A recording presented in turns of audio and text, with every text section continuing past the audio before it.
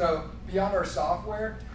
we've started prototyping of our Omnibot air drone. So this is really designed to be our first mass market product that any person could and would want to use,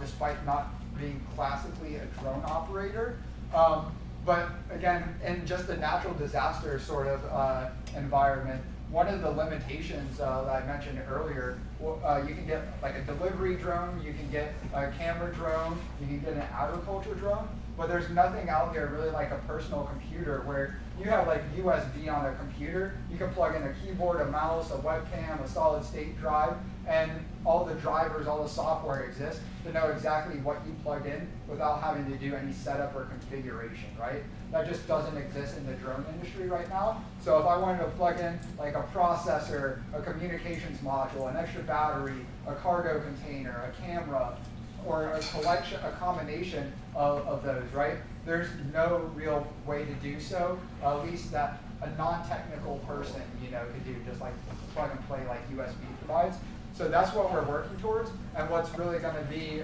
required to make drones, again, useful, or these types of smaller drones useful in a natural disaster type of mission, where they're no longer just mapping out the areas to figure out where the people are. Those same drones doing the mapping can also